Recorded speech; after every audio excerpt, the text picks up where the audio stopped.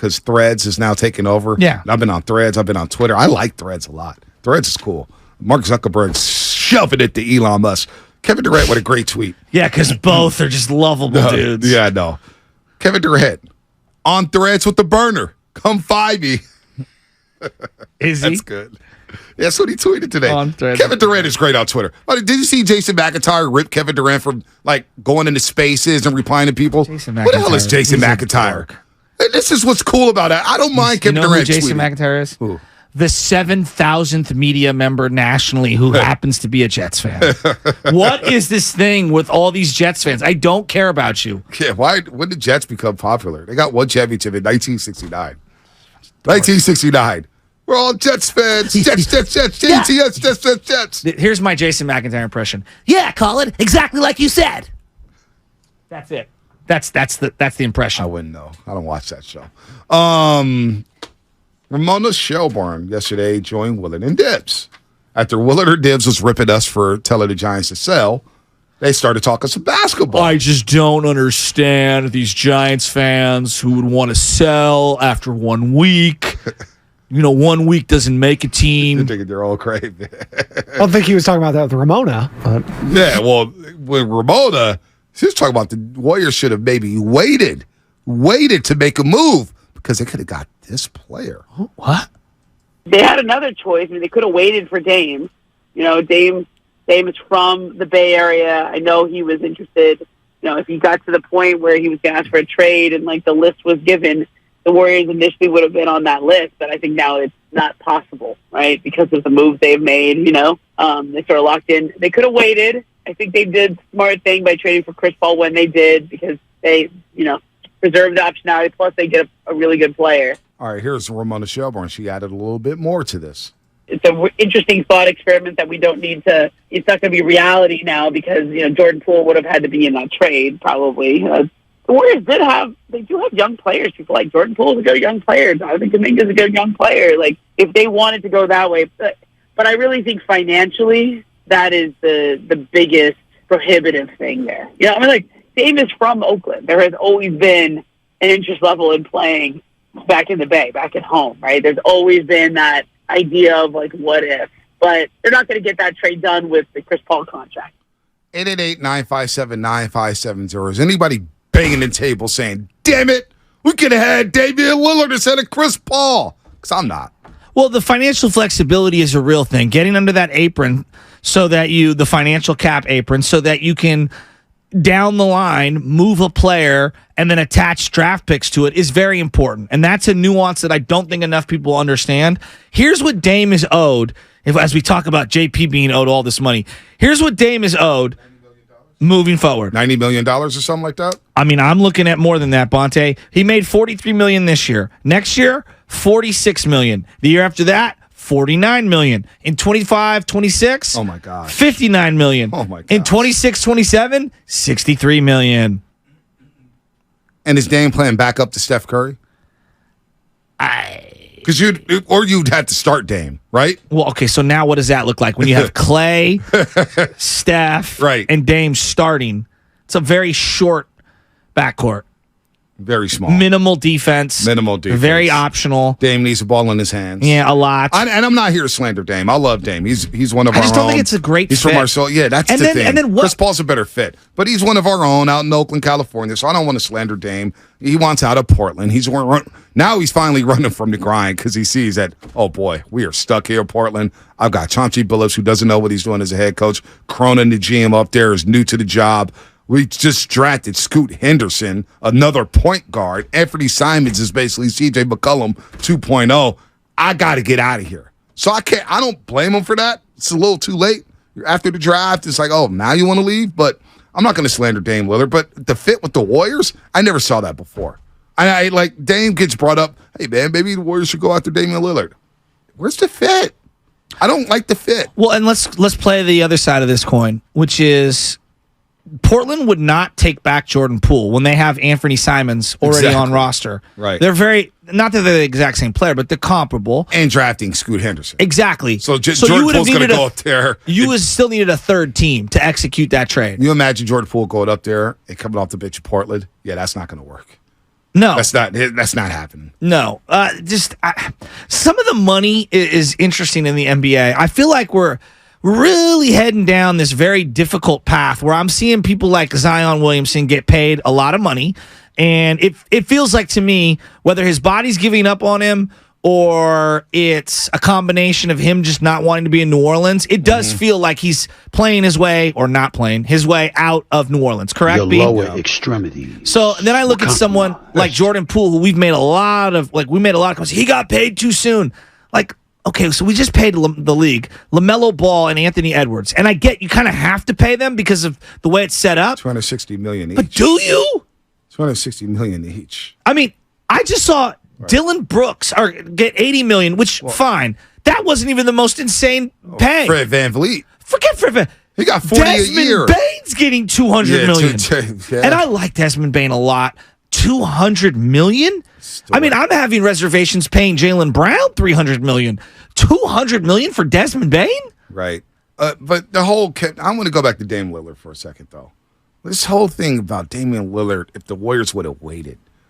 I don't like Ramona Shelburne. I respect. She's a great reporter for ESPN. She really is. I'm glad they didn't clip her.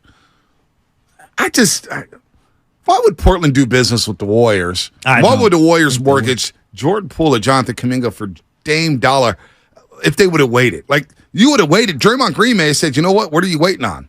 What are you waiting on? Wait, you still got Jordan Poole on the roster? Yeah, I'm not signing yet. I just don't. It doesn't make a lot of sense to me. No. I think it's an easy, like, connective tissue. Well, oh yeah, Dame, he's from Oakland. I don't know if you know this. He's from Oakland. Let's put him on the Warriors. Well, they play in San Francisco now. How does he feel about that? Because he was outspoken about that too, about Warriors moving to San Francisco. Well, let's play the other side of this. Okay, so you acquire Dame Lillard. Does that automatically put you above Denver? No. I don't think. No. Because you still don't have size, you still don't have perimeter defense, and then I now have questions on how the ball's going to move around.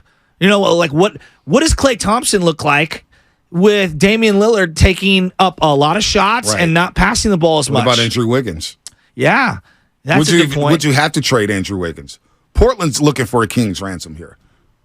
That means the Warriors would have had to possibly trade Jordan Poole, because I doubt you're trading Jordan Poole straight after Damian Lillard. Damian Lillard is still considered by a lot of people to be in his prime. Chris Paul is 38 years old. You did air quotations there. You don't in think his prime? I think he's seen better days. We'll see. He can't stay healthy. But he gets banged up a lot. He does. But imagine Portland. Yes. What Portland's asking for, you would have to give up basically Jordan Poole and probably Kuminga. Would you have to give up Andrew Wiggins too? That's a lot. Or Jordan Poole, Kuminga, and draft picks for Damian Lillard in that contract? Well, plus then it limits you moving forward because you're locked into that many years. And then again, I don't think people understand. You hit the second apron, you lose all those draft picks, and then let's just say a year from now, Giannis is available. Well, now you can't staple a bunch of first-round draft picks to any kind of a deal potentially for Giannis because you've now defaulted over the apron, and they won't allow it. Yeah, I'm good off that. I never saw a fit with Damian Lillard in this system with Steve Kerr and the Golden State Warriors. Hell of a player, but again, the money. Would he be making more than Steph Curry by the end of that? He'd be making $63.2 million in 2026-27. Wow, it's a lot. He's already 33 years old. He's 33 years old. It's crazy to say this, but it feels like Chris Paul's a better fit than Damian Lillard with this team. And that's insane for me. I can't believe I'm uttering that sentence. Well, okay. But doesn't it seem like this is a better fit? Because Chris Paul doesn't need to score to control the game. I think that's he's going to get other players involved. Would Damian Lillard elevate Klay Thompson? I don't know. Jonathan Kuminga. The problem is Moody, you're looking for somebody to catapult Jonathan Kuminga and Moses Moody into another tier. Yeah, that's into another stratosphere. Yeah. Can Dame Dollar do that? Well, does Dame make Steph better? I don't know. I do think that there's some spacing things you can make argument, but you could visualize how Chris Paul can make Steph Curry better with the two of them. Even though defensively you're taking huge steps back, you can visualize how he makes the game easier for him. Could you make the argument that Chris Paul's a better defender right now than Damian Lillard? They're comparable. They're very. Dame plays no defense. Exactly. What about this one? Klay for Dame, because that was something that our boss sent us last night. Yeah, I don't want to do that because I need the size of Klay Thompson. And I like his fit, not needing the ball to dribble to score. I just think that matters. Yeah, catch and shoot players are very important. That's our YouTube poll question. I feel bad even reading this because I'm saying hell no. Some people will do it. Matters. Right now, our YouTube poll question, over 450 votes. Would you trade Klay Thompson for Damian Lillard straight up? 63% says hell no. 37% says yes, I would. I'm part of the 63%. Hell no. Absolutely not. Kind of want to hear from one of the 37% and try and like sell us on this trade. Well, what are your thoughts, Lubman? Oh no, I wouldn't do it at all. Why? Oh, I think Klay is just a better fit with the Warriors and alongside Steph than Damian Lillard. That's that simple. Wouldn't it be? It is that simple though, right? We don't have to complicate this. But also, you're being loyal to Dre and loyal to Steph, but Klay's the one you're kicking out? Right. I don't know. That doesn't seem to line up to me. Well, Austin San Jose, it's nobody's shock. Absolutely, I would trade Klay in a heartbeat for Dame. Yeah, I don't think I do think the perception of Damian Lillard outside the Bay, if you're comparing him to Klay Thompson, is that Dame is a better player because he's been a one on his team for his entire career, basically. And Klay's never had to be that guy. Now, that's not fair to Klay Thompson, but he's never had to shoulder the entire load of a franchise like Dame has had to. But if you're switching those two players out, you're going up against the Denver Nuggets in your conference. What do they have? Size and athleticism. What are you giving up? Size, and I know he's not the defender he used to be, Klay Thompson, but you're still giving up a way better defender than compared to Dame catch and Lillard. shoot player. Yes, and Dame's not going to work. That's another thing. Dame's not working off the ball. Like he would have to have the rock in his hands, and Steph would have to be that guy to run off the ball. Do you want that? Yeah. Well, remember the first 3 games in 2016 in the second round against the Portland Trail Blazers. Stephen Curry did not play.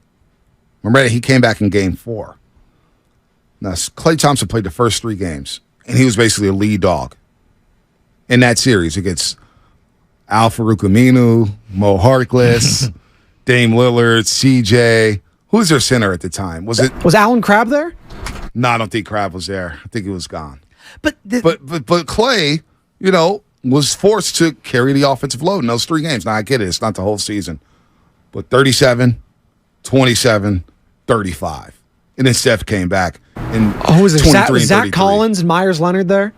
No, Myers Leonard may have been there. Yeah, I think he was. Leonard may have been there. So this whole thing about like I'm a number 1 and you're a number 2 or a 3, I think that is in part why I think Klay's job is actually significantly more difficult than people want to accept. Yeah. I think that being a number 1 on a mid to low level team, like a mid level or low level team, right.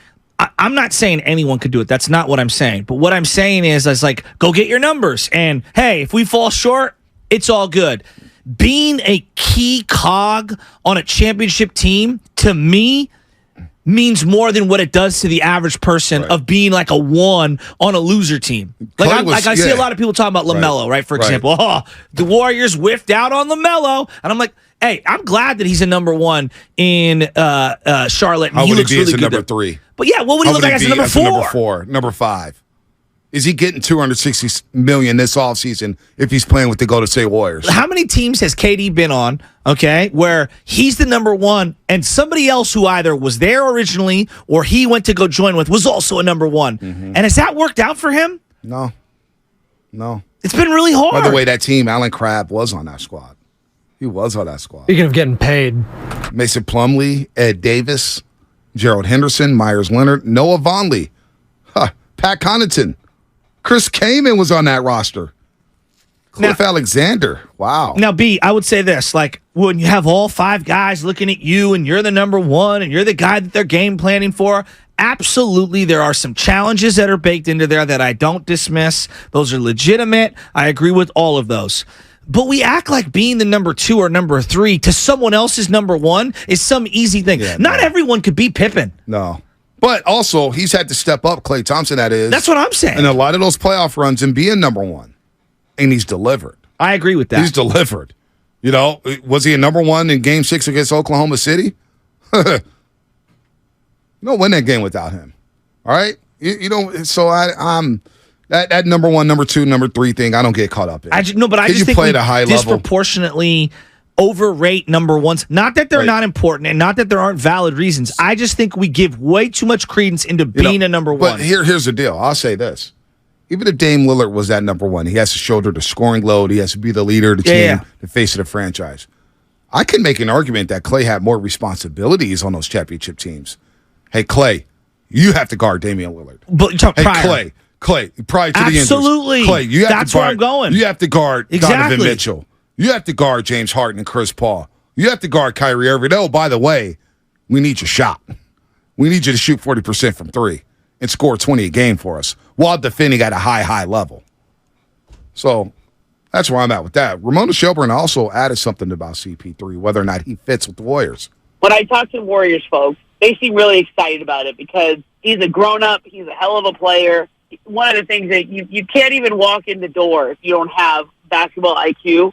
Like if you're about, to play for the Warriors, and that's Chris Paul's got basketball IQ, right? I mean, he's obviously one of the greatest point guards of all time, and thinks the game at a really high level. Very tough-minded. I think he can. He's not seen as a great defender, but he is. Like I used to love watching him guard Kobe when the Lakers and Clippers would go at it, right? Like Chris would just get low, then he would guard Kobe. Hey, he's sort of not afraid of anybody. So I'm interested to see how this shakes out because there's a part of me that's like, Chris, you say he can call out Draymond or stand up to Draymond. I don't know. I don't know that you try that with Dre. Like Dre's won 4 titles. Maybe you might say something, but I don't know if that's his place. Well, that could be a problem. No. I want to stop there. That could be a problem. No, I want to stop right here. CP3 and Draymond Green. Yeah, the coexisting thing. Yeah, well, I don't think we've talked enough about 0.5 butting head situations. Yeah. I'm not saying fights. I'm not saying arguments. I'm not saying scuffles. I'm saying they butt heads over whatever. Creative control, tension, X's and O's, egos. God knows what it is. If I put the over-under at 0.5, you taking the over? Yeah. Dre and CP3? Yes, of course. All day long. They'd be yelling at each other all the time. All the time. You want to talk about number ones and number twos on the team. What's driving me crazy is the IQ. You got to have IQ to play on the Warriors. Don't you got to have a good basketball IQ to win championships? Yes. On any team. Yes. This whole IQ thing is like, what was the buzzword? It wasn't load management. What? It was in the NBA. We kept using it. It wasn't load management. It was, man. What was the buzzword? There's always these buzzwords every single week. Every single season. What was it? Ramping up. It was ramping up. Yeah, ramping up. We got to ramp up. We're ramping up. That was like, everybody's ramping up. Kaepernick, progressions. Progressions, right? Ramping up. Progressions. Go through your progressions. Purdy's ramping up right now. Yeah, he's ramping up. So now, he's ramping up that elbow.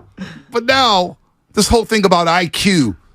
Oh, to be on the Golden State Warriors, you need to have a good basketball IQ. Hey, attention, people. Attention. To anybody who watches basketball, you need a high IQ to win championships. You think the Boston Celtics with Larry Bird and Kevin McHale, Robert Pierce, you think they needed... Oh, wait. We need low IQ players. No. Yeah, the Showtime Lakers. Michael Jordan and the Bulls. You think you need... Oh, wait. You got to have IQ to play on the Bulls. No. Really? Duh! I'm just imagining an NBA coach after winning the Larry O'Brien... it's a good thing we got a bunch of idiots on this team. Yeah, it's just like, come on, man. We just go out there and we just play. Right. You got to have a high IQ to play on the Warriors. You got to have a high IQ to win championships. We freelance. Right. You don't think you need a high IQ to play on the Lakers right now with LeBron James? Think you don't need a high IQ to play with Jokic? I mean, look at any Kevin sport. Durant? Any sport. What do they want? They want smart players. Every sport does. Smart players. Yeah, Earth. Oh, attention, people. I need smart basketball players on my team. Duh. That whole IQ thing is getting on my damn nerves. It's jumped the shark. Has it? It's ramping up this year. Okay. We need high IQ players. IQ. And it's a shot at Jordan Poole for not having apparently high IQ. We weren't saying that during the championship season. By the way, you're listening to 95.